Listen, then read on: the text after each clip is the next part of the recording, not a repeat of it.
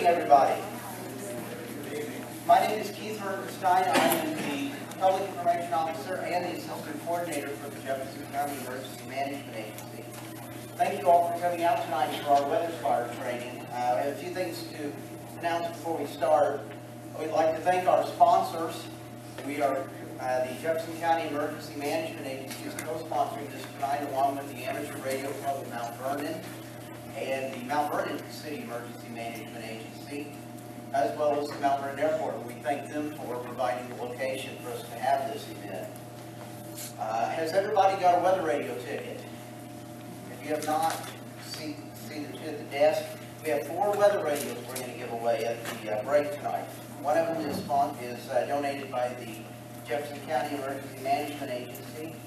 We have 2 portable weather radios that were donated to us by Midland Weather Radio. And we have another WR100 desktop that was donated by Storm. They are a severe weather reporting group in southern Illinois that works with the counties that Paducah covers.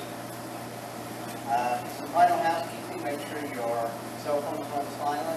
Our emergency exits are, of course, out those doors and to the back. Out our doors towards the tarmac.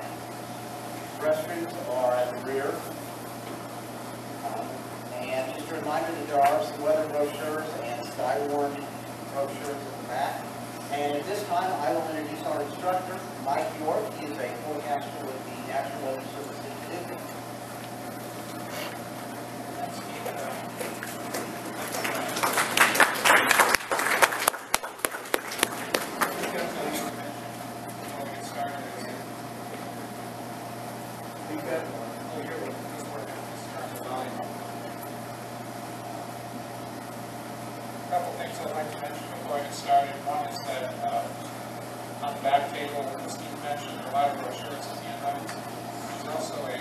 SkyWarn registration form to the White House.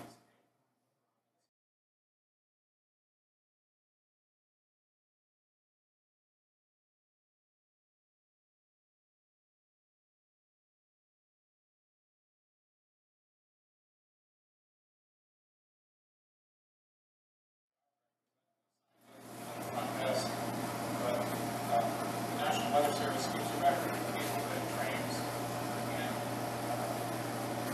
we also need a head count. They'll probably provide you with a head count, but in addition to that, if you want to be contacted by us when there's a storm, you can fill the storm out and let us know. A lot of this information is optional. You don't have to fill it out if you don't want to, but it helps us out more if you do. And anyway, if you fill this out, it's on the back table, and if you don't have a pen, there's a couple of pens back there too. If you don't want to do that during the break, or if you just don't have time tonight, you can also do it online.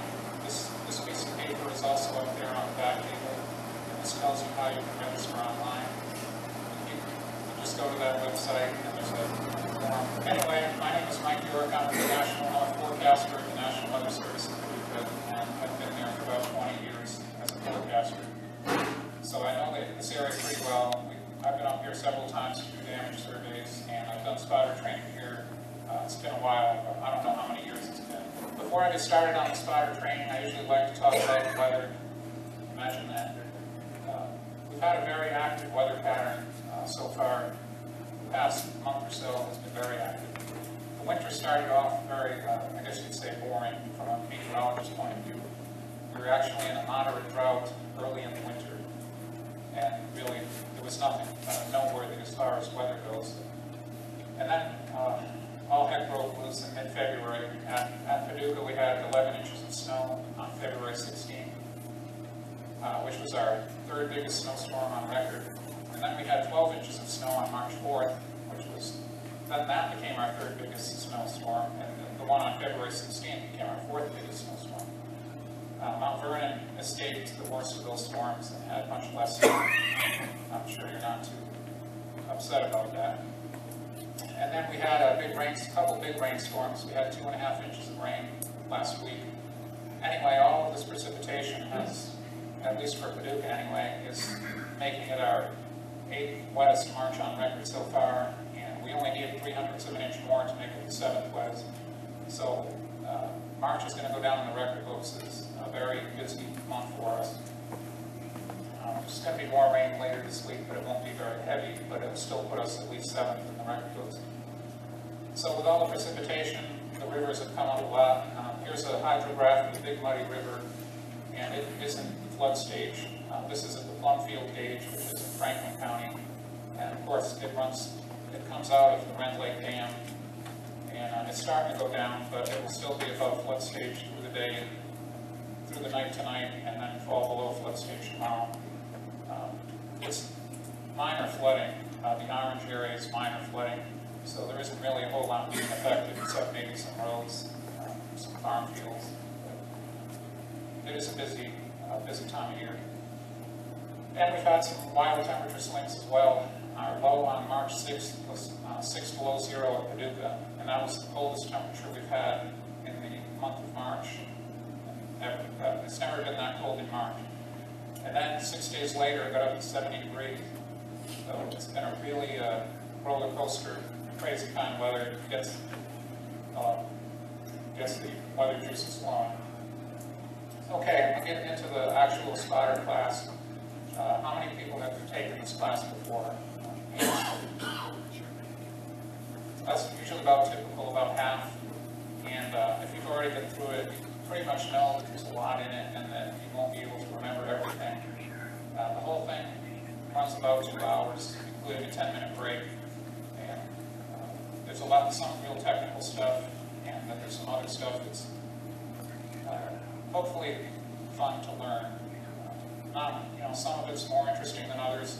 But anyway, the whole goal of it is to prepare you to be able to spot severe storms and tornadoes, and then make those reports to us at the Weather Service. All right, storm spotting. Well, a couple of things you should know about it. It's difficult to do accurately on a consistent basis. Every thunderstorm situation is different. Every storm season brings new learning experiences.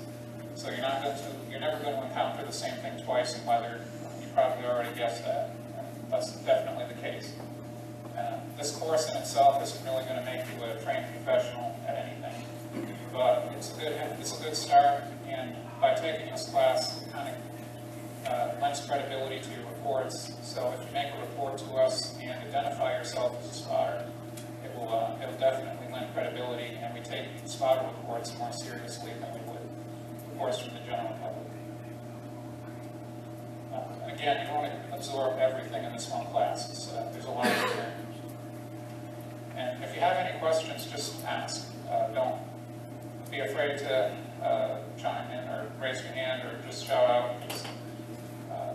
There's a lot of stuff that just ask questions. All right, the online spotter sign-up form that I mentioned earlier, that's essentially what it looks like. It prompts you for your name and address, email address, cell phone, other phone. You don't have to fill it all out. In fact, you don't have to fill it out at all, but the more information you give us, the more it helps. It also helps us keep track of how many spotters we've trained, which is important for our records. Okay, the National Weather Service, if you're not familiar, is a federal government agency that is part of the Department of Commerce. The bureaucracy is up there. It's DLC, then NOAA, then NWS. And everyone in the country is covered by one office or another. There's roughly 110 offices around the country. The Paducah office covers parts of 4 states. We have 58 counties that we cover that are shown there, all the way from around Evansville, Indiana, down to about Poplar Bluff, Missouri, and also from around Mount Vernon down to about the Tennessee border.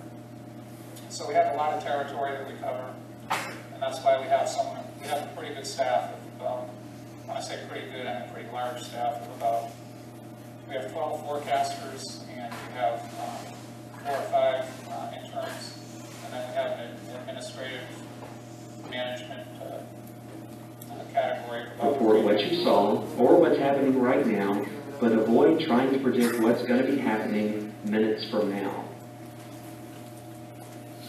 Storm spotters are an important part of the integrated warning team. This is the team made up of the National Weather Service, emergency management and public safety officials, and the media, who are responsible for getting critical information out to help people protect themselves from dangerous weather. Real-time weather observations from storm spotters help make this system work by giving emergency managers and local officials information to help them make local warning decisions, by providing the media with ground truth about what's actually occurring, and by giving the National Weather Service details about the local weather that can help forecasters make critical warning decisions. We have a 1-800 hotline that you can call. This is a spotter hotline. In other words, this is for you to report report your weather.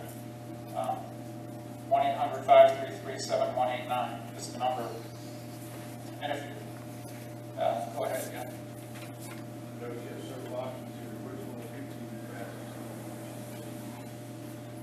Yeah, out of the options that are up there, the most direct, fastest, and reliable way is the 800 line.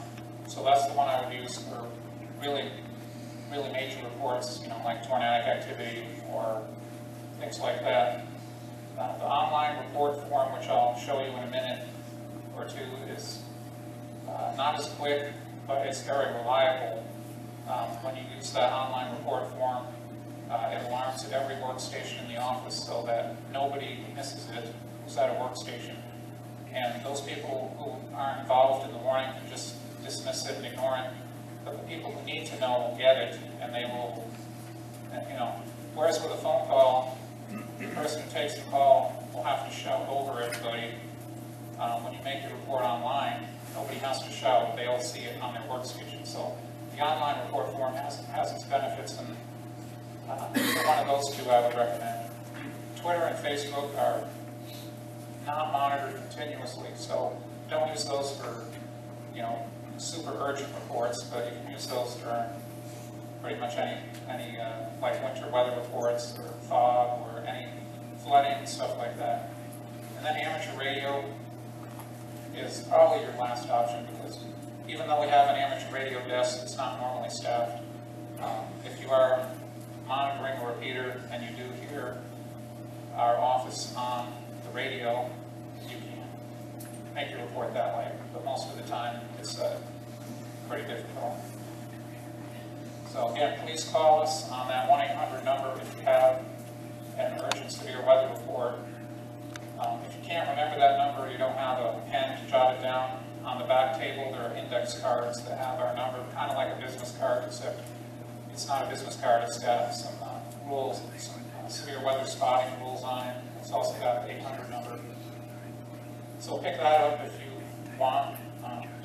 And then when you do make your call, try to be concise in terms and be accurate. Conciseness and specific is the way to go, because if we have a lot of severe weather going on, it's kind of like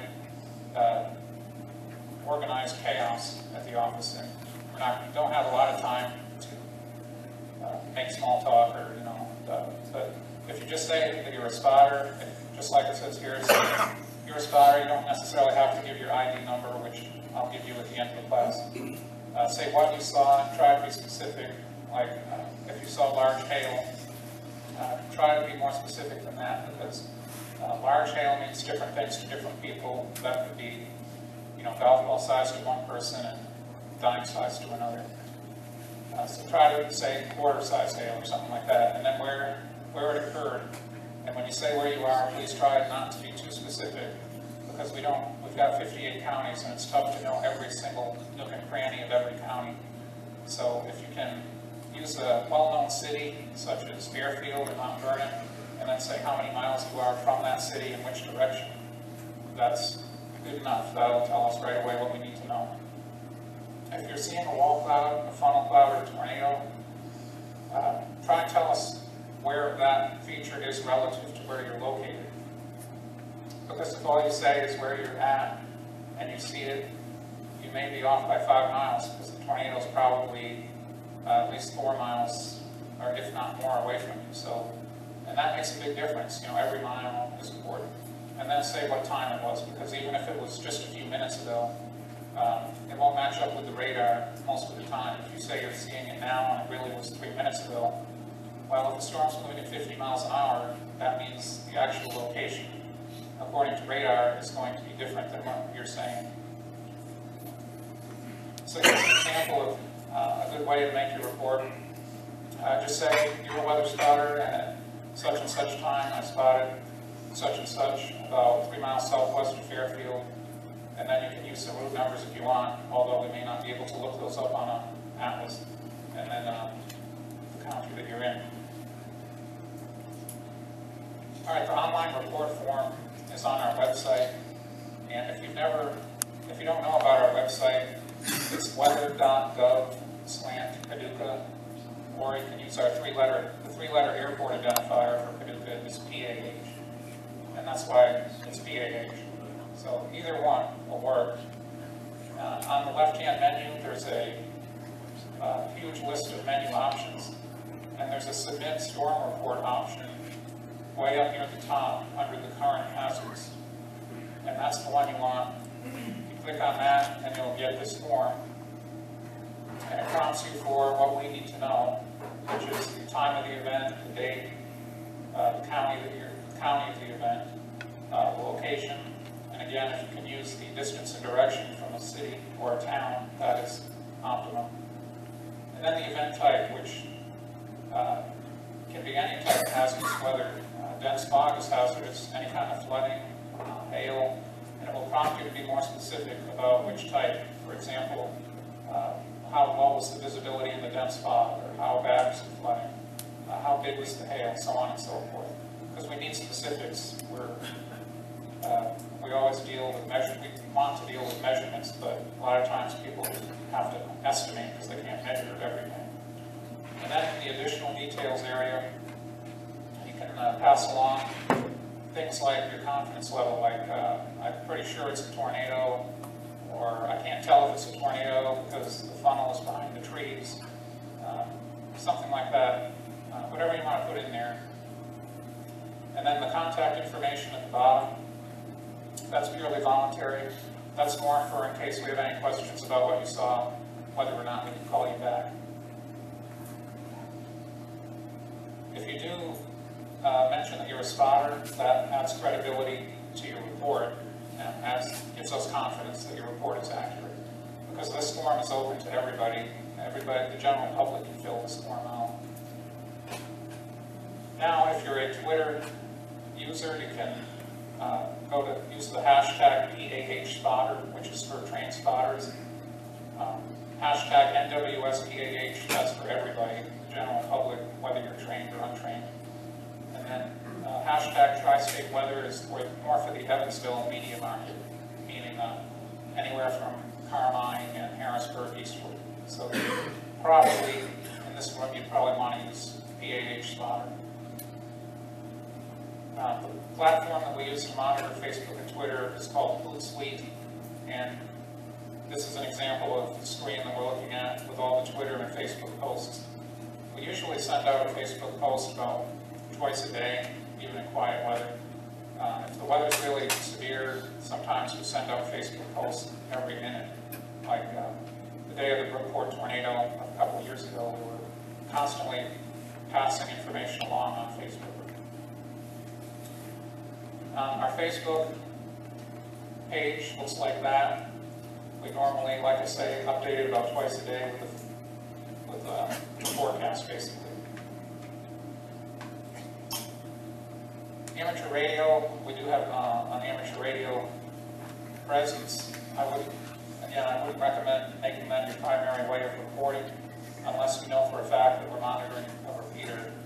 But those are some of the repeaters that we monitor, and we do have Echo Link on the Paducah machine. For you ham radio operators here, we do have Echo Link on that, and that's the one we monitor primarily. Probably because it's right next to us and we get it real well. If we have a very high-end severe weather event, usually there'll be something on that repeater. So what do you report? Report pretty much anything that's hazardous as a rule of thumb. Any kind of tornadic activity or rotation, meaning funnel clouds, tornadoes, wall clouds, which I'll describe in just discussed in great detail. Any size hail, flash flooding of any kind of strong winds, even if they're not damaging 40 miles per hour or better, any kind of heavy rainfall amounts, meaning more than an inch or two in a day, and then any kind of damage, injuries, or fatalities, even something as small as trees down is very critical to us. And then winter weather reports, any type of frozen or freezing precipitation, as well as how much has fallen, and then the road conditions associated. And then finally, dense fog is also a hazardous phenomenon. Yeah, the noise, most people use coins. 1 inch hail is the threshold for severe thunderstorms. So if you have quarter-size hail, you have 1 inch hail, and that's our criteria, not our offices, but that's the national criteria for severe thunderstorms. Anything smaller than that is non-severe. Anything from quarter-size up is a severe thunderstorm. A good way to estimate hail, the best way is with a ruler, if possible. But if you don't have a ruler, loose change is good. If it's bigger than a quarter, then most people use either golf ball or baseball, like athletic balls. Walnuts, we had cherry tomato size, which isn't good because cherry tomatoes vary in size. A back table that has what's called the Beaufort scale, and it's really good for estimating speeds below about 50 miles per hour. Above that scale, it's not real accurate because that scale was made in like the 1800s. It's still good for light winds and speeds up to about 40 or 50. But beyond that, it's kind of underestimating or underestimating speeds. Any kind of structural damage or tree damage, you pretty much assume it's over 50. If you have branches down or considerable amounts of tree damage, it's definitely over 60. But anyway, if you don't have anything else to use, if you don't have trees, then usually this is kind of the last resort for estimating those speeds. You already know the speed limits on roads around you. You know when a car is speeding or not, and you can probably estimate the speed of the car. So watch the rain sheets. The rain sheets of the car, how fast will the car be moving? Know the trees and signs in your area. You probably already know how the trees and signs move on a windy day. You can estimate wind speed on those days. Then watch the trees and signs during the storm and estimate the wind speed from there. But again, tree damage is probably the best way to estimate high winds. A lot depends on the diameter, the type of tree, and whether it was dead or alive. If a rotted tree falls, that makes a big difference. A rotted tree can come down in relatively low winds. If you have a bunch of healthy trees down or healthy limbs, you definitely had some 60, at least 60, maybe 70, 80 miles per hour. So anytime you have tree damage, we really appreciate those reports, even though they may not impress you a whole lot, but we use tree damage reports extensively when we're trying to verify our warnings. Okay, this is a video that shows a 45 mile per hour wind in our office.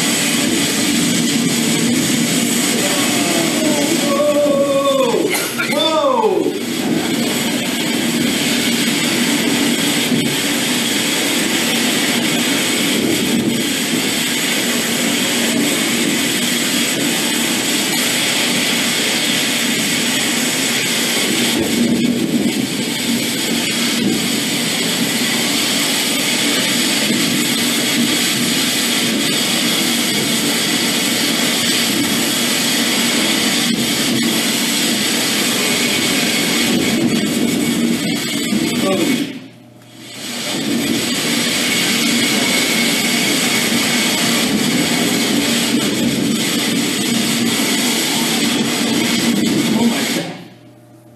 we see limbs down or trees uprooted, we use this form to help us determine what the wind speeds were. This is part of the Fujita scale, which you've probably heard of. It's the way that tornado intensity is rated. But questions you could ask yourself when you're estimating wind speeds are whether or not the trees had leaves on them or not, whether the tree was healthy or rotted, because both of those things make a big difference. But in general, softwood trees come down at a lower wind speed, or they snap at a slightly lower wind speed than hardwood trees. And hardwoods include oaks, maples, and softwoods are like pine trees. You can send in any kind of photos to that email address, and the information will get to us. The photo on that slide is the Opdyke tornado, which was about 3 years ago, almost to the day.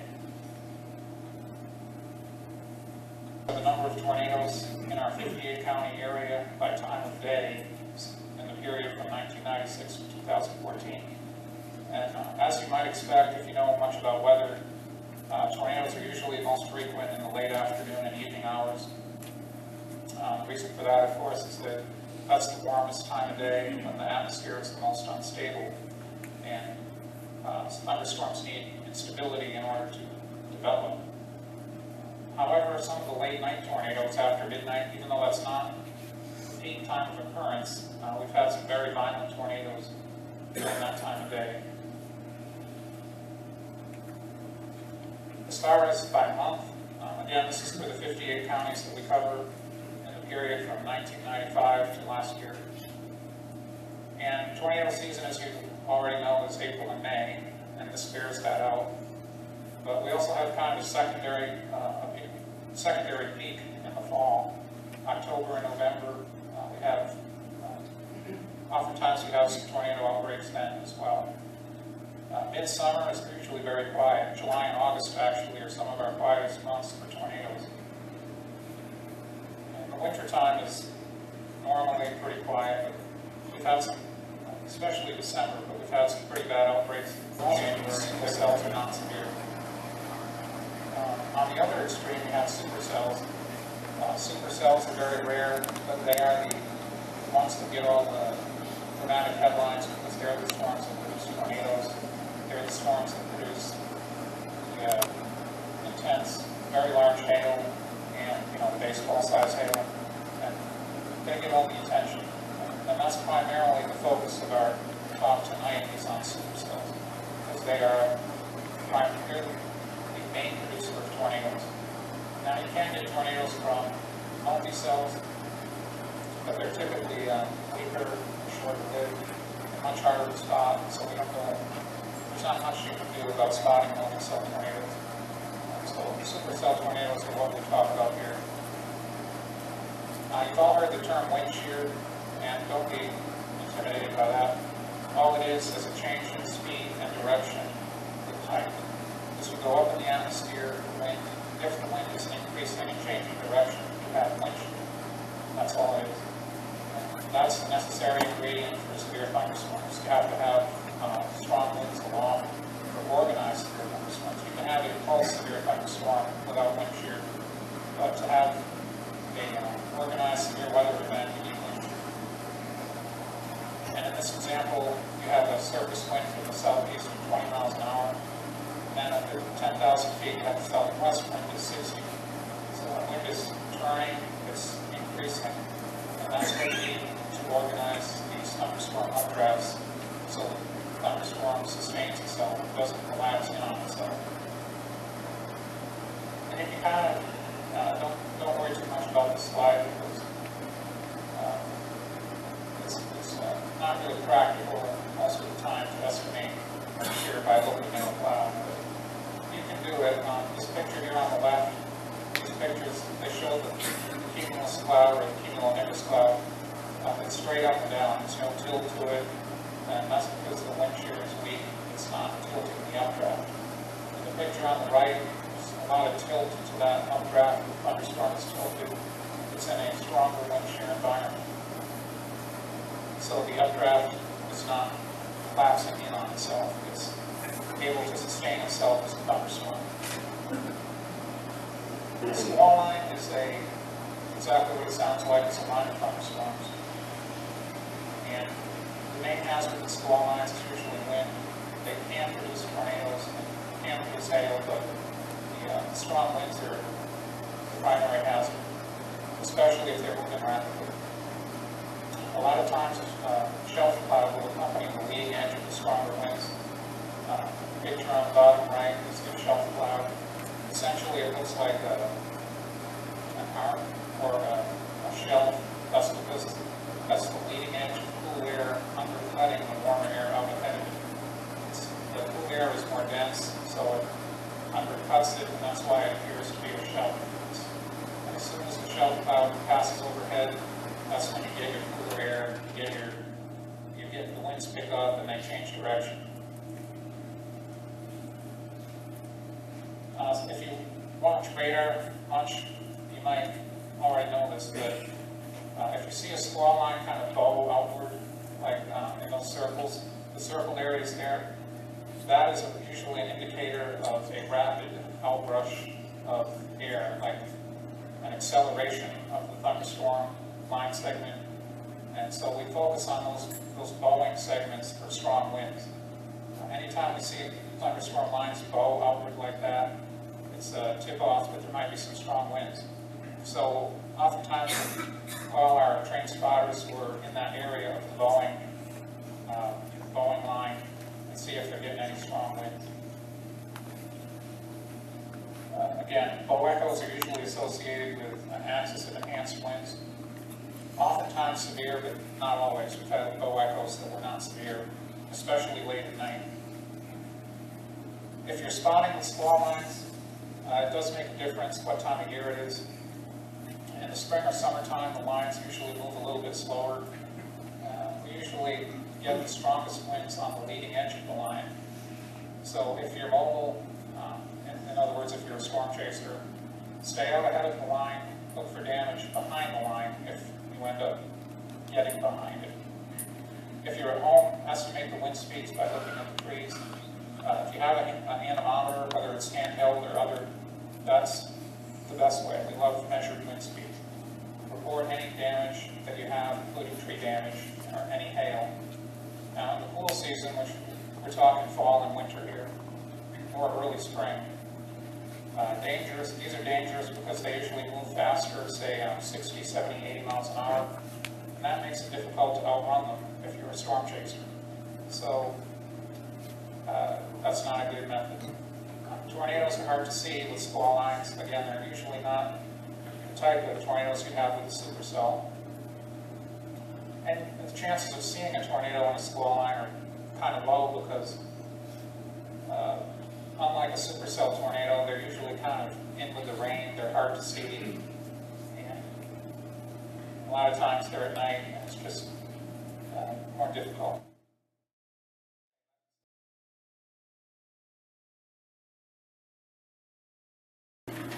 Winning ticket for it is 378011. Okay? I would like to ask after the training that all of our winners group up against one of the walls, the storm group wants to get a picture. We also want to send a picture to Midland.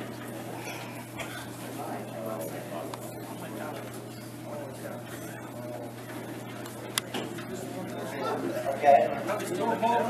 Yeah, this one's for a desktop radio, a weather alert, or a WR 120EZ donated by Storm.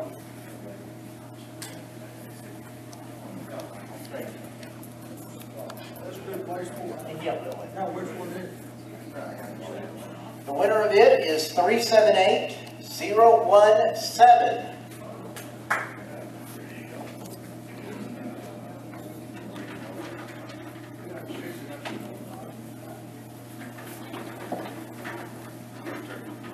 We have another of the portable weather radios. And these, by the way, if you haven't seen one, They can actually be programmed for local sync codes for your local counties, but they can also be switched over to travel mode where they'll pick up the closest tower to wherever you're at traveling.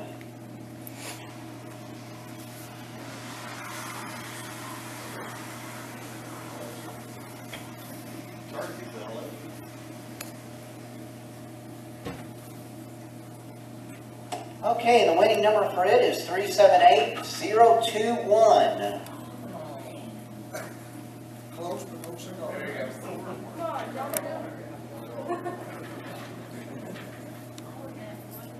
you go. We have one final radio, another one of the WR120EC desktop radios. I'm going clear to the other side. I'm going to let you draw your number. Okay.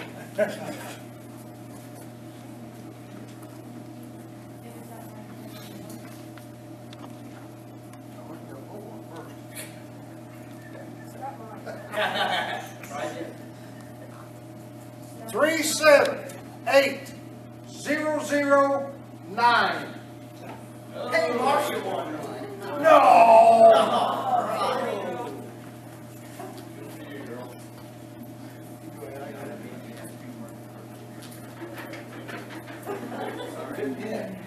With me. Hey, Mike, whenever you're ready. This part will focus more on actually identifying your storms. So far, I haven't really talked about what you do when you're out there looking at a storm. I've talked about everything but that. Here's a diagram of a supercell, and ideally you'll be able to see all of this in one shot, but it'll never happen, because in order to see the top of the storm, you have to be far from it. In order to see the tornado, you have to be close to it. So I don't think you'll ever be able to see this, but in any case, the tornado and the wall cloud are usually on the back side of the storm. In this case, the storm is moving from west to east, so you're kind of looking toward the north at it. And the downdraft and the rain shaft area is kind of on the front side of the storm, and the tornado usually is on the back side. Of course, this is a supercell thunderstorm, which is the kind that we're going to talk about in this part of the class. Storms with strongly rotating updrafts, also known as supercells, develop when the wind veers or turns in a clockwise direction through the lowest mile of the atmosphere.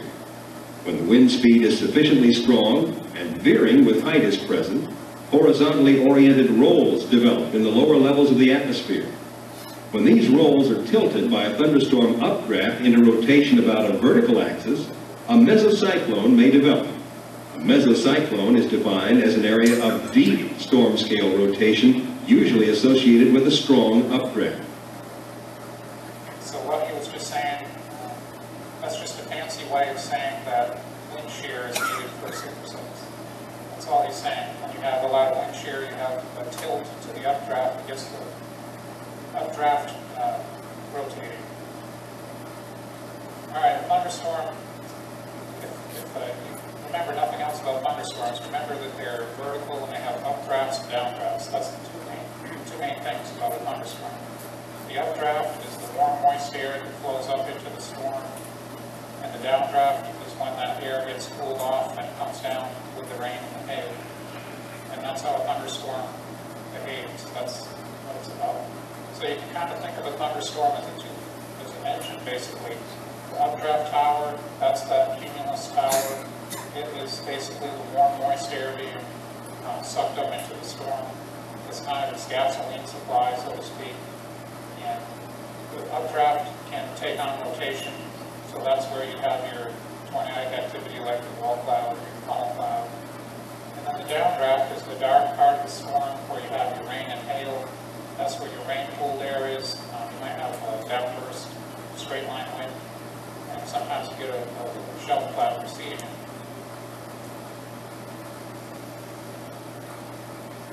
So we'll take a closer look into the characteristics of each type. Here's a time-lapse video of an updraft. And the only reason you can see the updraft is because there's some smoke from a grass fire that's being drawn up into the storm in the updraft. This is in Texas. And the downdraft area, obviously, is on the right side. That's where the heavy rain and the hail is.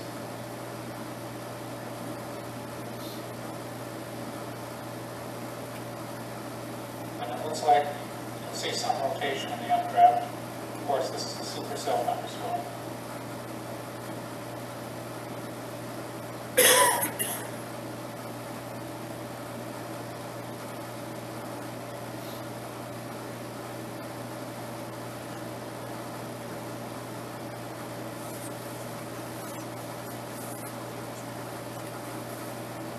Now, the updraft region of the storm is normally accompanied by a rain-free cloud base.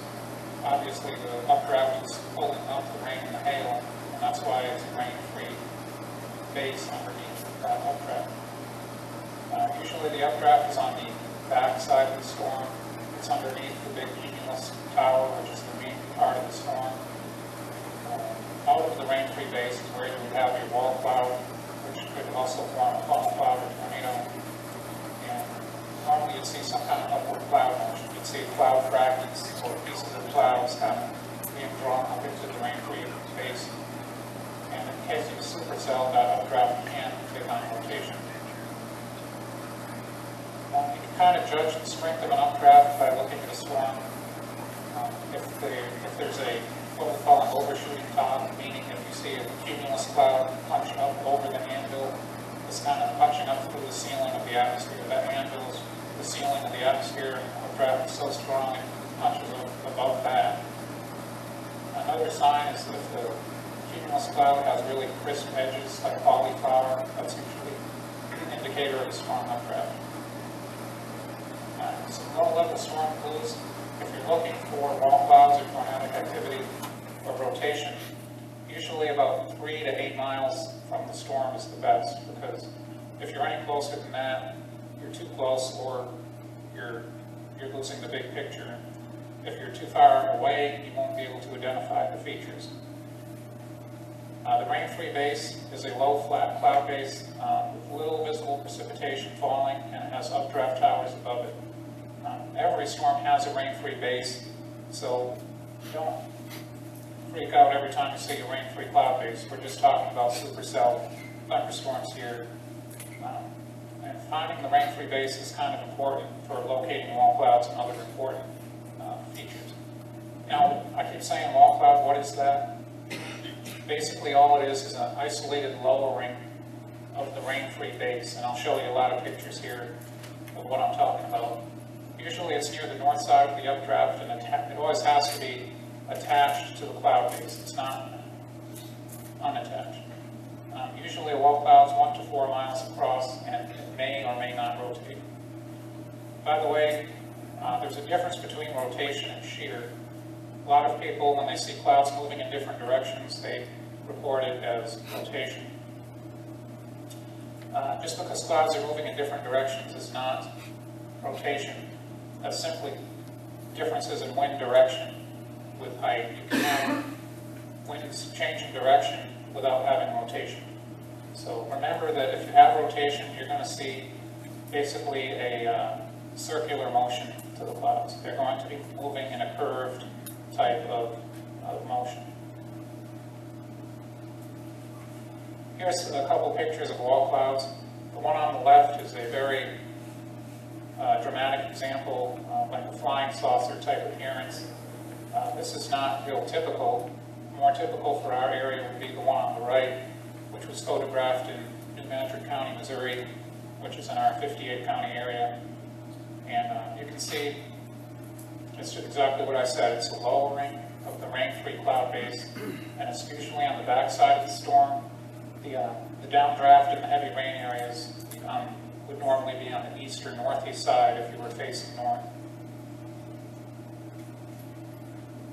Always report rotating wall clouds because they are the precursor to any tornado activity.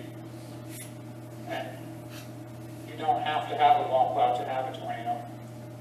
But, in fact, on the flip side, not every wall cloud produces a tornado. In fact, most wall clouds don't produce a tornado. But 90% of the time, if there is a wall cloud associated with the storm, there's rotation, broad scale rotation with the storm. And the radar is good for seeing the broad scale rotation. So we'll usually have a tornado warning out for that. But the radar is not as good at seeing the small scale rotation, that is the tornado.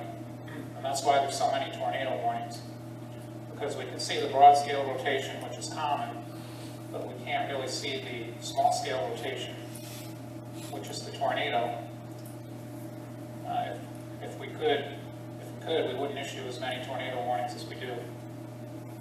Some tornadoes can form without wall clouds. Wall clouds can form either from the cloud down or from the ground up, but no matter which way they form, they will be attached to the thunderstorm cloud base. The vertical updraft, and basically here it just describes the different ways that wall clouds form. Many of them form when cloud elements fill up beneath the main thunderstorm cloud base in the updraft area. The vertical updraft then lifts the cloud element up until it attaches to the thunderstorm base. That's one way. Other times the wall cloud will form as a portion of the thunderstorm cloud base lowers toward the ground. And then the lower cloud can expand horizontally by adding cloud elements. Even if there's no wall cloud present, you will always see low-level rotation before a tornado forms. So rotation is the key here. Organized, sustained, focused cloud motion around vertical axis. That's what you're looking for, is that circular motion about a vertical axis. Here's a time-lapse of a developing tornado with no wall cloud. But notice you can still see that low-level rotation in the clouds.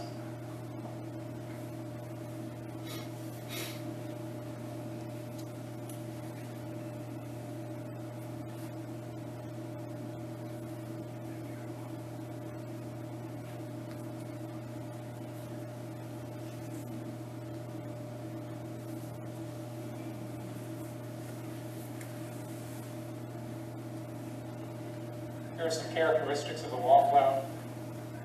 One of the biggies is persistence. It's not a come and go type of thing. It persists for about as long as you can see it. It will last at least 10 to 20 minutes, and most supercell circulations last for as long as the supercell lasts, which is an hour. Usually on the order of an hour. Sometimes, I don't know, some supercells have lasted for 12 hours. So they last, they're persistent, the dangerous ones rotate visibly and swiftly. Surface inflow simply means that the updraft blowing into the storm is fairly strong, 20 to 30 miles per hour, so that if you're facing the rain-free cloud base, you can feel that wind against your back because it's sucking in that warmer, moist air. And then a lot of times you'll see rapid vertical motion, meaning you'll see little cloud fragments being sucked up into the storm. Sometimes you can see them coming down as well. And if you've ever, I saw this in dramatic fashion one time when I was looking at a storm near Ina, near the Franklin-Jefferson County border. And there hadn't been a tornado warning for it, and I remember distinctly seeing the up and down motion of the cloud fragments. I saw both up and down at the same time going on.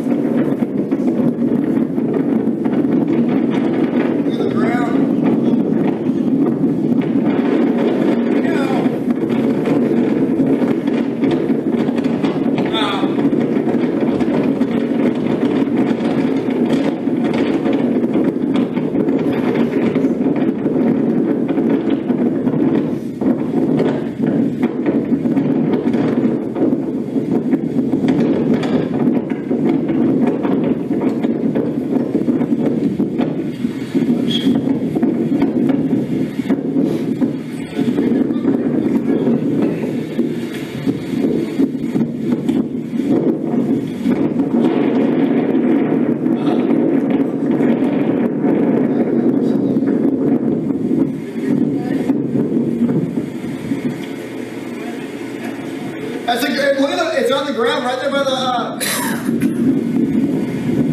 oh my God.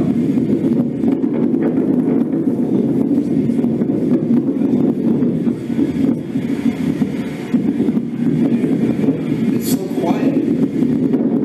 It's so fun, right? You can hear it.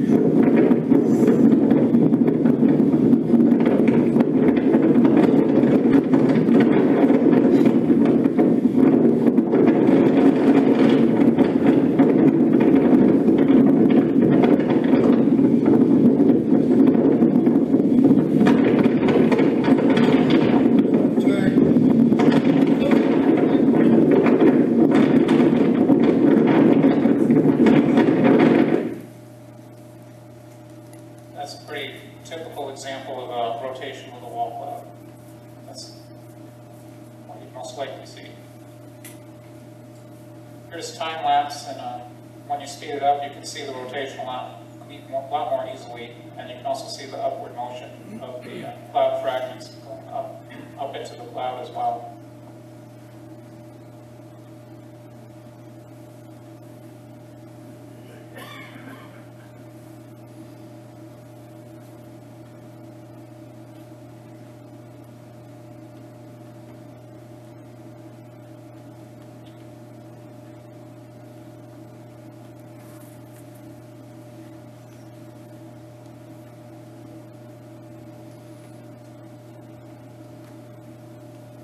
Funnel clouds and tornadoes are essentially the same thing, except that a tornado is in contact with the ground, and the funnel cloud is not.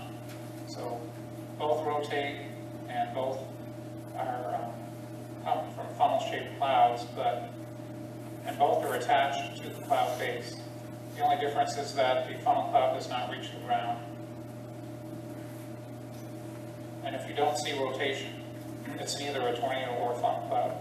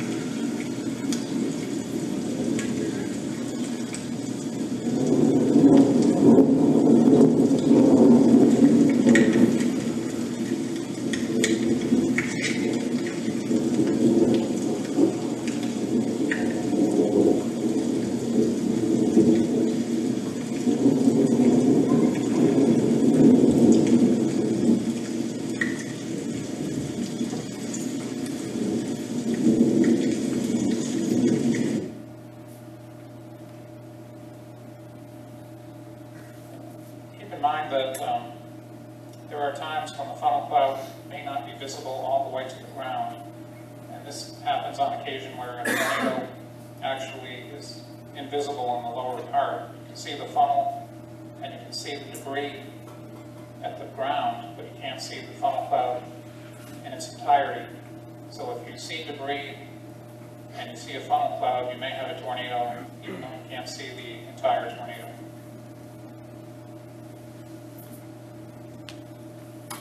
The downdraft region of the thunderstorm it's not where you're going to see the tornadic activity, but that's where you're going to have your very heavy rain. You may even have microbursts, meaning strong straight line winds. Those can be dangerous too. Those can be 70, 80 miles per hour plus. And you also have heavy rain, hail, possibly big hail.